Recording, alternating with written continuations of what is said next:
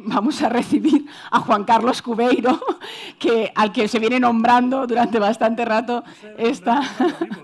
No, además, fijaros que... Vamos a cortar un poco porque vamos un poquito... Sí, vamos un poco mal, pero yo sé que tú vas a cortar, pero bueno, cada día no se tiene a un Premio Nacional de Management aquí delante, ¿no? Entonces, que sepáis que es el Premio Nacional de Management, que después voy a coger esa bonita escultura. Y me falta el mando, pero bueno, si no, con la ayuda de... Ah, lo tienes. Ah, gracias. Gracias, David. Bueno, dos reflexiones antes de empezar. Bueno, voy a hacer un diálogo con Alicia Richard, que como veis no está aquí, porque ha dado positivo, tiene COVID, y además tiene 39 grados, porque también podríamos hacer por Zoom. Nos está viendo, curiosamente, pero... Y además, como las chicas sois más coquetas, pues dicen, no voy a estar al 100%. Pero dos reflexiones rápidas, si consigo no caerme. La primera es que se dice mucho en este tipo de eventos que no hay liderazgo femenino. Fijaros, primero Marta, Noemí, Loida, Teresa, Mónica, con permiso de David, 5, y ahora Alicia, 6. Y teníamos a Almudena, que luego comentaremos, 7. Es decir, maravilloso. Yo cuando algún gallego de la Toja, ¿verdad, José María, nos diga, ay, es que no hay mujeres hablando de estas cosas? Bueno, ya veremos si hay mujeres. Entonces, vamos a hablar, lo que tenemos preparado Alicia y yo, voy a hacer el intérprete de ella, es sobre Innotalento, la conexión, que en mucho ya habéis anticipado Mónica y David, os lo agradezco, entre la innovación y el talento, que son amistades peligrosas. ¿A cuántos os suena Amistades peligrosas como una novela de 1872 que pasó? ¿A cuántos como una peli? Esto ya más, que tenía 5 protagonistas. ¿Os acordáis de los protagonistas de las Amistades peligrosas? Venga, a ver quién se anima. ¿Alguno? Hablando de curiosidad, que está Teresa por ahí. Glenn Close, muy bien. Más. John Malkovich, bien. Uma Thurman, bien. Michelle Pfeiffer. ¿Y el quinto? Que era muy jovencito. Esto es más difícil. Keanu Reeves. Yo porque lo miré, si no, ni de coña. Bien. ¿Y a cuánto les suena un grupo de Alberto Comesaña y Cristina del Valle? Esto es una pregunta generacional, Algunos que siguen por ahí, creo. Bueno, aquí tenéis el Twitter de Alicia, el mío, por supuesto. Entonces, muy rápidamente, en 10-15 minutos, no más, con permiso de... Bien, ¿quién es Alicia Richard? Que la tenemos, pero no la tenemos aquí. Bueno, es ahora mismo la directora general de Affinity, que es una de las compañías que está marcando la pauta en inteligencia artificial. Yo aprendo muchísimo de ella en inteligencia artificial y en tecnología en concreto. Ella es ingeniera por el IQS, por Barcelona, tiene 3 másters, tiene por ESADE, perdón, también en Barcelona y en el MIT. Ha trabajado en la función pública asesorando ministros, ha trabajado como consultora, ha sido directora general de Digitales, de la Asociación de Empresas Digitales, y en estos momentos en Affinity como directora general. Por lo tanto, es una persona que comparte el conocimiento de lo público, de lo privado, de lo académico, de todo tipo, ¿no? Y por eso me gusta hacer preguntas, y básicamente lo que hemos preguntado es, bueno, en esta crisis que, lo siento por los acrónimos, Mónica, otro acrónimo más, ¿a cuánto suena el acrónimo PIER? Esto no es ni Buca, ni BAMI, ni tal. Este es nuevo, me lo he inventado yo, o sea que es nuevo. Bien, ¿cómo se resuelve esta crisis? Con 4 grandes conceptos que hay que llevar a los comos, como muy bien decía Marta, como jirafas. Productividad, tenemos un problema de productividad muy grave en España. Somos el país de los grandes países europeos con más baja productividad y además hemos caído un 6,6% en productividad y probablemente luego tendremos ocasión de hablar más de ello. ¿Cómo se resuelve la productividad? Desde el talento. El talento es una palabra muy bonita, creo que la hemos usado demasiado, pero al final nos tiene que llevar a la productividad. Como antes de hoy hablaba del EBITDA. Segundo, el tema de la innovación. Somos un país con mucha creatividad, nos decía Teresa, muy apasionados, poco innovadores. Y además que confundimos innovar con inventar. Y no se trata de inventar. Los españoles hemos inventado la jeringuilla, el futbolín, la chuleta de palo, todas las cosas que tienen un palo. Ahí está un español inventando algo. El chupachups, que también tiene palo. La fregona, que también tiene palo, ¿veis? Siempre hay un palo en nuestra vida, ¿veis? Bien, no se trata de inventar, se trata de innovar. Lo que está en otros sitios, llevarlo a lo tuyo. La excelencia, concepto aristotélico que es superar las expectativas del cliente, del que se habla mucho, y si vemos el turismo este verano, pues casi al revés. Tenemos muchos costes, muchos precios altos, pero no tanta excelencia. Y la rentabilidad es la consecuencia. En todo discurso de liderazgo humanista, ¿verdad, Marta? La rentabilidad es la consecuencia. Tenemos que hacerlo bien, pero hacerlo correcto. Esto de getting things right and the right thing, ¿no? Que dicen los estadounidenses, los anglosajones. Por lo tanto, productividad, innovación, excelencia y rentabilidad. ¿Para qué sirve la inteligencia artificial? Y aquí hay un artículo estupendo de Alicia que dice esto de la inteligencia artificial no es nuevo, esto es precisamente de Aristóteles, de los silogismos. Silogismos, si A lleva B, si B lleva C, desde Aristóteles. Por lo tanto, antiguo. Luego, en el siglo XIX, básicamente, el álgebra de Boole, los que seáis más de matemáticas, José María, como además es ingeniero aeronáutico, ¿verdad? Maestro Gasalla, pues todas las cosas son importantes. Y luego, en 1956, en un congreso, John McCarthy, bueno, antes estaba Alan Turing, ya sabéis, en la Segunda Guerra Mundial, desarrollo de los ordenadores, y en 1956, plena Guerra Fría, la gente está como loca, va a ese congreso y dice, bueno, la inteligencia artificial nos va a resolver la vida. Concepto precioso, dos palabras positivas, inteligencia y artificial. Como dice Rafa Yuste, el profe de Columbia, compatriota nuestra, no sé lo que es la inteligencia humana como para saber lo que es la artificial. Pero bueno, el nombre mola, ¿no? Como dirían los jóvenes. Y en ese momento, en los años 50, como dice José Antonio Marina, que ha sido citado también esta mañana, todo parecía que lo iba a resolver la inteligencia artificial. Pero desde los 50 se encuentra con una gran barrera, que es básicamente que la letra humana no la reconoce todavía, la inteligencia artificial. Y nuestra amiga Silvia Leal, por ejemplo, en uno de sus programas de Cuarta Revolución, se va a Estados Unidos, a Boston, a Harvard, MIT, y allí ve que, por ejemplo, está analizando todos los faros del mundo, fotos de todos los faros, y todavía los ordenadores no pueden hacer algo que un niño de 3-4 años haría, que es ver un faro y decir, mamá, esto es faro. No lo puede hacer la inteligencia artificial. Sin embargo, pues ya sabéis, Deep Blue, lo del Go, es decir, ha ido evolucionando. Todos estamos, si llevamos un teléfono móvil, estamos en inteligencia artificial. Tenemos básicamente asistentes como Sira, como Alexa, etc. Tenemos coches automáticos, los de Tesla. Antes has hecho una publicidad ahí del Ford Mustang. Como miembro del jurado, a mí la última vez me fueron a recoger a casa con un Ford Mustang. Y dice, condúzcalo usted. Digo, no me atrevo, porque vamos, me la voy a pegar seguro. Porque al final te confías y crees que el coche va solo, lógicamente. Haciendo un poco de publicidad de Ford, que también viene bien. Por cierto, Antonio Garrigues vino a recoger a John Ford, en principio de la democracia, en un Opel. Y John Ford dijo, esto no es un Ford. Digo, empezamos bien. Pero bueno, pequeñas historias de la historia. Entonces, ese tipo de automatismos, los predictores, la fintech, todo eso tiene que ver con inteligencia artificial.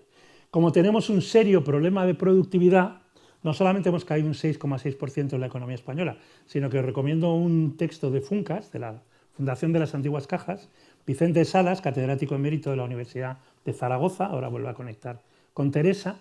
El gran problema de no llevar desarrollo tecnológico a productividad, lo dice el doctor Salas, es desconfianza. ¿Desconfianza de los mandos intermedios? Sí, padre. Pero además desconfianza de los mandos intermedios porque la alta dirección, y volvemos a tener aquí al maestro de la confianza, no está contagiando de confianza a esos mandos intermedios. No es culpa de los mandos intermedios. Pero bueno, si queréis luego hablamos más de eso. Entonces la tecnología nos vende en esta transformación digital, que algunos llamamos digiticidio cuando no es cultural, una triple promesa. La promesa de la eficiencia. Pero cuidado, porque desde el liderazgo humanista, la mayor fuente de eficiencia, y algunos llevamos 35 años como consultores, es decir, hemos visto bastantes cosas, es el orgullo de pertenencia. Por tanto, si la eficiencia tecnológica, ¿verdad, David, Mónica, va en contra del orgullo de pertenencia, al final no tomas la empresa como tuya, gastas en lo que no debes y pasa lo que pasa. Por lo tanto, no sé si estáis viendo esto del despilfarro de la FIFA, esta serie nueva de Netflix que se te ponen los pelos de punta. Cuando has trabajado con federaciones de fútbol, dices, claro, es que aquí hay un problema de falta de orgullo de pertenencia. Yo me lo llevo calentito porque no es mío, evidentemente. Entonces, eficiencia, muy importante. La innovación siempre requiere del elemento humano. En la tecnología tenemos datos e información, pero el conocimiento y el expertise, los cómo, volviendo a Marta, estos siempre son humanos. Y es una cuestión de liderazgo. Y luego tenemos este tema de la excelencia, que siempre es un trato al cliente. La inteligencia artificial te da chatbots, por ejemplo, pero siempre quieres hablar con un humano. Si quieres sacar billetes de Renfe, por ejemplo, y tienes un problema, no hay nada que te cabre más que un chatbot. ¿Verdad? Entonces, ¿En qué somos buenos los humanos, teniendo en cuenta la tecnología? Aquí hay que acudir a un señor de Oxford que se llama Carl Benedict Frey, que es este caballerete de aquí, que es el padre, junto con Osborne, de 2/3 de los empleos de nuestros hijos todavía no existen. Bueno, estos lo inventaron en Oxford. Ha venido antes de la pandemia a Madrid, nadie le hacía caso porque no lo conocían, no había publicado libro, a diferencia de todos los ponentes anteriores, y entonces tuve la ocasión de hablar con él y dije, muy bien, doctor Frey, pero ¿qué tenemos que hacer los humanos? Porque yo quiero seguir manteniendo un empleo. Y lo llamamos las Islas CIES, volvemos a Galicia. Curiosidad, creatividad, no por casualidad, el tema del liderazgo curioso que hemos escuchado antes, por lo menos en los próximos 20 años, los robots no serán curiosos. Es una gran ventaja humana. Inteligencia emocional, emocionalidad, la parte de la E. Los robots, ni siquiera en inteligencia artificial, son emocionales. E intuición. ¿Qué es la intuición? Como tenemos una inteligencia a 2 pisos, cuanto más medimos lo inconsciente y lo consciente, decimos, pues ahora lo consciente es la millonésima parte. Decíamos el 10%, el 5%, el 1%, ahora la millonésima parte. La intuición es, sin tener que pasar por la inteligencia racional, el tomar buenas decisiones. Antes Teresa exponía el caso del libro de Viktor Frankl. ¿Por qué en ese momento, ante una llamada, hablar de mi hija Zoe, va y agarra, como diría en Sudamérica, un libro que es el de Viktor Frankl, lo abre y justo se habla de la curiosidad? Porque ella intuitivamente, esto no podemos explicarlo, lo hace así. Y los robots no saben ser intuitivos. Todos los grandes entrenadores, todas las grandes directivas, por ejemplo Alicia, son personas muy intuitivas. Esto va por aquí o no va por aquí. Entonces, bueno, estas son nuestras Islas CIES, CI. Próximo libro, antes le decía Teresa, qué lástima, pero si no la vais a avasallar seguro en el café, que no hable de la curiosidad de Rafa Nadal, porque en este libro sale el 11 de enero, esto es mejor que lo de Umbral ya, Noemí, los libros que van a salir, 11 de enero, Nadalízate. Leonor Gallardo, otro liderazgo femenino, que es la vicerrectora de Castilla-La Mancha, hemos hecho 16 libros juntos sobre deporte, y me dice, oye, mira, estoy hasta las narices, ella es manchega, o sea que habla un poquito más tal, y de los grandes logros de Rafa Nadal no podremos enseñar a los alumnos y por tanto a la sociedad qué es lo que hay que hacer para ser como Rafa Nadal. Bueno, pues vamos a investigar el tema. Entonces, lo que nos hemos apoyado es en personas que saben mucho, por ejemplo, José Antonio Marina en el tema de la intuición, por ejemplo, Álvaro Merino en el tema de los equipos, ha trabajado mucho con equipos deportivos, sigue trabajando tanto en la Fundación Real Madrid como en la selección española, por ejemplo, Silvia Leal en el tema de la tecnología y el empleo, y Teresa Viejo en el tema de la curiosidad. Por lo tanto, nos hemos apoyado en gigantes para saber qué es lo que está pasando.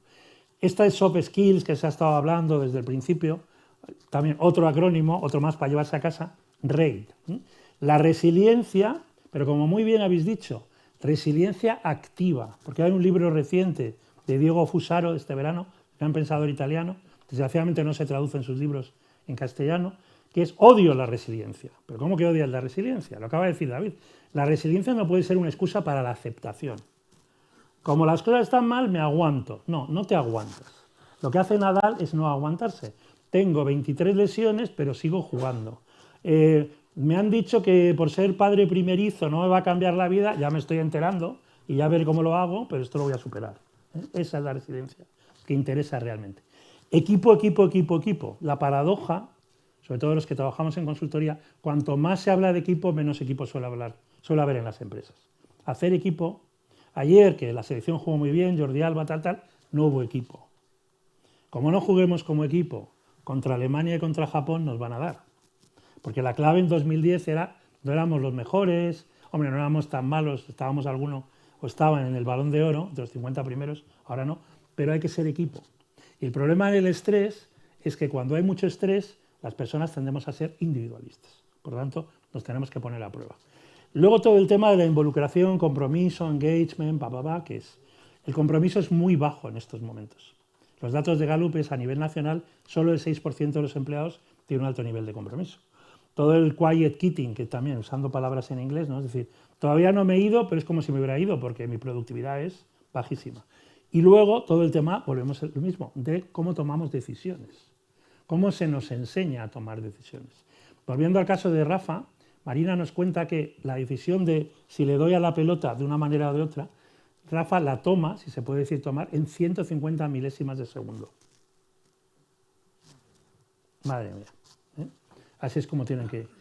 Volvemos a la inteligencia artificial. Hemos dicho, la curiosidad y la creatividad no es algo de los robots. Sin embargo, en el MoMA de Nueva York, Museo de Arte Moderno, acaba de aparecer, han puesto una obra que se llama No supervisado, unsupervised, de un caballero que a lo mejor no conocemos mucho, Refik Anadol, turco-americano, que vive allí precisamente en Nueva York, que lo que ha hecho es recoger 180.000 obras del propio MoMA y las va modificando. Y dices, uy, qué creativo es esto. El creativo es él, no la inteligencia artificial.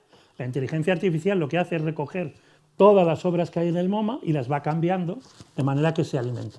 Y es fascinante, evidentemente. Pero la idea no la ha tenido el robot, la ha tenido el artista.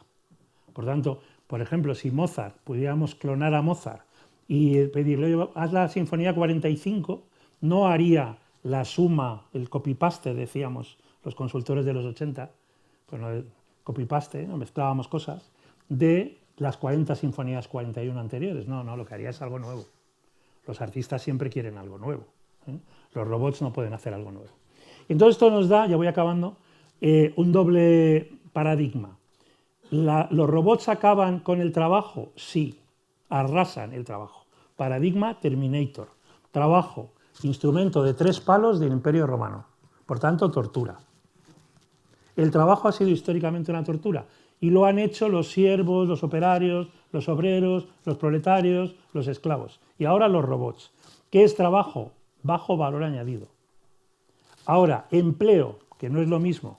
Parece que lo confundimos. Ministerio de Empleo, Ministerio de Trabajo, no es lo mismo. Empleo, implicarme en mi talento. ¿Cuántos habéis visto alguna peli de Iron Man? Que ahora viene a la 4ª, me parece. Bien, es un superhéroe, ¿no? ¿Qué superpoderes tiene Iron Man? Claro, solo tecnología. Es un emprendedor. Es un emprendedor como lo eres tú. Lo que pasa es que aprovecha la tecnología. Y por eso es el líder de los Avengers, de los Vengadores. Por tanto, la tecnología, esto más allá del concepto que llevarlo los comos, la tecnología arrasa el trabajo y multiplica el empleo. Por eso en la Unión Europea decimos, por cada trabajo perdido se generan 2,5 empleos, que son distintos. ¿Y cuál es el problema de la escasez de talento? Que mucha gente sigue en el trabajo, pero no se ha ido al empleo. Y por tanto, no se ha ido al talento. Y otro, esto es de antes de ayer, cuando estábamos preparando esto, Alicia ha escrito en Invertia, que es en el español, por hacer publicidad de periodismo digital, Tecno es un desplome, es una crisis de crecimiento. Porque ahora dicen, no, claro, es que estamos despidiendo a 30.000 profesionales de las tecnológicas. Es que el modelo de crecimiento que hasta la pandemia a las GAFAM le ha llevado al éxito, ya no le puede llevar al éxito. Y este es el gran reto. Por tanto, necesitan talento diferente. Y probablemente talento humanista. Quien mejor lo está haciendo es Microsoft, con un señor que dice que lo más importante de su compañía es la empatía. Ingeniero, tecnológico y humanista. Satya Nadella. Satya Nadella estuvo en Madrid antes de la pandemia con APD, fue un encanto, y yo que pude hablar un poquito con él y con la gente de Microsoft en España, le dije en inglés, es que eres un encanto. Y me dijo, tanto te extraña. Y respondió un poco a la gallega, digo, es que normalmente... Y esto tiene que ver con la última pregunta. Alicia me quería preguntar por qué hay tantos líderes tecnológicos que tienen síndrome de Asperger. Asperger viene de Hans Asperger, que es un pediatra y psicoanalista austriaco de hace muchos años, y entonces a partir de ahí, en los 80, se puso de moda. Es verdad que Elon Musk, ¿habéis visto alguna intervención de Elon Musk? Por ejemplo, en Saturday Night Live, es una cosa patética, porque dice, jo, qué divertido Saturday Night Live, hasta que sale Elon Musk. Que es que nuestro padre habría dicho, no es gracioso ni queriendo, o sea, es una cosa lamentable. Claro, es un tío extraordinariamente inteligente, con muy bajas habilidades sociales, capaz de comunicar, si fuera puro autista no sería ni capaz de comunicar, pero es que Bill Gates se ha reconocido Asperger. Y Andy Warhol era Asperger. Entonces, la pregunta es, esta conexión entre liderazgo humanista y empresas humanistas. ¿Estamos potenciando algunas empresas para gente muy inteligente, con muy pocas habilidades sociales, y por tanto puede parecer que si despide a 10.000 personas en Twitter, no pasa nada? Hombre, no pasa nada porque no le duele. Si le doliera, probablemente no lo haría así. como bueno, podemos saber, ¿no? Finalmente, el lunes se presentó un libro, vamos a seguir recomendando libros, que se llama Educa en positivo y lidera el cambio, la conexión entre educación y liderazgo, maravilloso, de Miriam, de varios autores, bueno, 17 autores, o 31 autores, bueno, un mogollón de autores, donde aparece una frase que yo desconocía, que es de Wendell Willkie. Wendell Willkie fue un político y un empresario americano que tuvo las santas narices con el Partido Republicano de enfrentarse a Eisenhower en el año 40. Todavía Estados Unidos no había entrado en guerra. Y tiene esta frase tan bonita: la educación es la madre del liderazgo. ¿Esto qué quiere decir en la práctica? No es cómo. Que el liderazgo se sigue construyendo constantemente. Nadie es líder para siempre. Puede ser líder para un tiempo y luego no líder para otro. Bueno. Y finalmente, cuanta más tecnología, más coaching. Hay que hablar de coaching. Aquí hay muchos coaches en la sala, ¿verdad, Pedro? Aquí, si no... Sí. Entonces, esta es una paradoja, es un estudio muy reciente en el ámbito de la educación. Los profesores, las profesoras que se comportan como líderes coaches, cuanta más tecnología utilizan, mejor lo hacen. Por ejemplo, el caso de la Fundación Trilema, Carmen Pellicer certifica, ya está estamos en la Junta de Coaching Educativo, certifica a todos sus profes como líderes coaches, entonces aprovechan mejor la tecnología y esa tecnología les sirve para hacerlo cada vez mejor en temas de líderes. Tanto en horas de aprendizaje y desaprendizaje, como decíais, como los propios cursos que dan. Entonces, bueno, básicamente muy rápido, estas son algunas cosas. No podemos evitar la tecnología, no debemos caer en el solucionismo tecnológico, porque no nos va a solucionar. Y lo que nos tiene que hacer es precisamente potenciar el liderazgo humanista, porque hay también ciertos humanistas que, no, es que yo con la tecnología no quiero saber nada. La tecnología es amigable, como muy bien habéis dicho, pero hay que saber aprovecharla bien. Muchas gracias. Muchas gracias, Juan Carlos. Está bien que como a veces nos cansamos de las palabras, ¿verdad? Se utilizan tanto lo de la resiliencia y tal y cual, que es como un cansancio, ¿no? Entonces está muy bien porque hay algunos que se inventan palabras, ¿no? Peer, rate y tal, y así pues ya no nos cansamos tanto de las que oímos. Yo solo quiero hacerle un par de preguntas. Y además es el guruato. Hay que salir de aquí diciendo, ¿sabes lo que es peer? ¿Sabes lo que es rate? Claro, claro. Como vamos un poquito justos de tiempo, vamos a solo dos preguntitas para Juan Carlos, que sabéis además que esto debe pesar y no tengo mesita, pero sabéis que este es el premio que le han dado a Juan Carlos. No hagas un Sergio Ramos que no se te caiga. Ostras, pesa un montón. Es el Premio Nacional de Management que lo voy a dejar aquí, ¿vale? Porque no tengo más, pero lo voy a dejar aquí. Es el Premio Nacional de Management que le han entregado este año 2022 a Juan Carlos Cubeiro. El jueves pasado. Y bueno, como cada día no tengo un Premio Nacional de Management, pues vamos a aprovechar para hacer al menos alguna pregunta. Una de ellas, hablamos, y desde Canal CEO lo hemos hecho durante bastante tiempo, del liderazgo humanista, ¿no? Pero si realmente, ¿por qué le ponemos el adjetivo de humanista? ¿No crees que deberían ser, todo el liderazgo debería ser humanista? Explícame un poco eso. Sí, primero porque hasta ahora, vamos a ser autocríticos, hasta ahora liderazgo hemos llamado a jefes, como dirían los jóvenes, guays. Es decir, jefes con habilidades sociales, pero jefes. Es decir, lo primero que yo, el otro día, el viernes pasado, en EY, que está sobre el Windsor. En el Windsor, ¿a cuánto suena esto del Windsor, el edificio Windsor? Algunos decís sí, pero otros no sabéis de qué estoy hablando. Bueno, había un edificio en Madrid, en Raimundo Fernández Villabre, que se llama Windsor, de una empresa que tampoco existe, que se llama Arthur Andersen. Y en esa época, en los 80, un jefe era un jefe, tenías que tragar. Pero es que para las nuevas generaciones, si no es humanista, no es líder, y si no es líder, se van. Claramente se van. Mis sobrinas, mi hija, se van de malos jefes, claramente. Y ya no el 70, el 90%. Como sabéis, conviene, como decía Gaudí, para ser original aquí ir al origen, humanistas son los estudios. Estudia humanitatis, frente a los estudios teologales de la teología. Entonces, al final, las líderes humanistas estudian, se preparan, se entrenan, crecen y de verdad ponen en el centro a las personas. Todavía hay muchos directivos que hablan te ponemos en el centro a las personas, pero luego cuando estás analizando la cultura, Ya. No es lo mismo. No quiero hablar demasiado del tema de la renuncia y demás, pero sí que me gustaría, porque has hecho apunte a una cuestión que me ha hecho pensar cuando decías el compromiso, ¿no?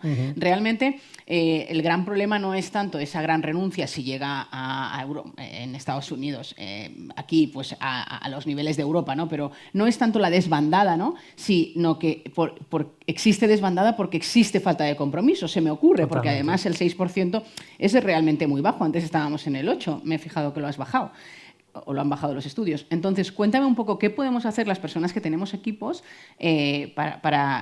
cómo se hace para que un CEO o un directivo resuelva, no la desbandada, pero sí la falta de compromiso. Perfecto. Consejos concretos. Muy rápido. Primero, existe desbandada porque hay más ansiedad para los seres humanos quedándote en la empresa que saliendo de la empresa. Vale. ¿Por qué? Porque antes tenías el miedo, se ha hablado antes del miedo y el amor, el miedo a, ¿y fuera qué voy a hacer? No, ahora con la escasez de talento, si eres una buena profesional vas a encontrar, y en cambio, si te tratan mal, vives con mucha ansiedad. Entonces, ¿cuál es la respuesta a eso? Primero, 70% del compromiso, esto desde los tiempos de Daniel Goleman y Nuria Chinchilla, es lo que ves en tu jefa o tu jefe. Por lo tanto, tenemos que, como directivos, ilusionarnos de verdad. Muchas veces en coaching le pregunto a CEOs y demás, y oye, ¿qué tal? Joder, me lo estoy pasando genial, estoy resolviendo este tema, tal. Y luego les ves con su gente y parece que es una tortura lo que están haciendo. Chico, no, es que no, tienes que contagiar de optimismo inteligente, de ilusión y tal. Y luego Silvia Damiano, que está en Sydney y hablaba esta mañana con ella viniendo para acá, con la diferencia horaria, 3 Es en inglés, enjoy, es decir, pasártelo bien. Somos un país que es que nos da un poquito de vergüenza pasárnoslo bien, porque es que nos lo pasamos tan bien en todo. Ahora estaba hablando con Ignacio Babe aquí arriba, que luego le tendremos, y bueno, tú te vas a comer con Ignacio y es una fiesta, o sea, porque es un tipo, es una persona que es un gourmet, que sabe disfrutarlo, este pescado, tal. Entonces, tenemos que disfrutar también en el empleo, no en el trabajo, en el empleo. Tenemos que emocionarnos en términos de vínculo, emotional connection, y luego otra palabra que ya se ha prostituido, desgraciadamente, que es el empoderamiento. Somos un país que delega mal, que da poca autonomía, que supervisa demasiado, que microgestiona, y eso es lo que genera compromiso. Tener un propósito, que también se ha dicho, y llevarlo a que el día a día lo puedes hacer tú, por lo menos en un 80% de las veces.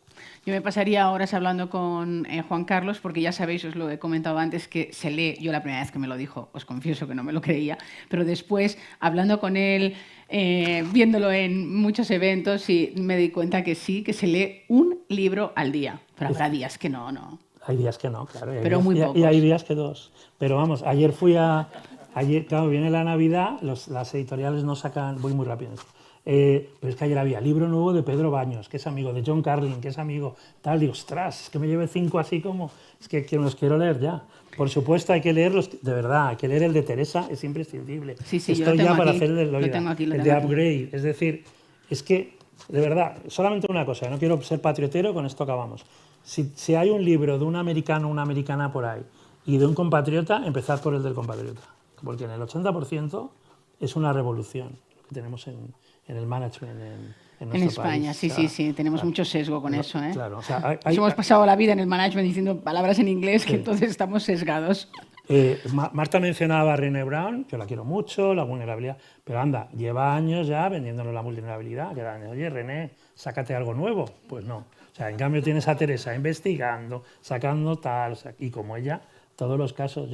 Es muy raro que vea de un compatriota un libro que sale, porque cuesta mucho que salga, además, aquí no es negocio, y que no sea muy bueno, y en cambio te comes cada cosa anglosajona que... Te veo en el café diciendo recomendaciones de libros. Un fuerte aplauso para Juan Carlos Cubeiro.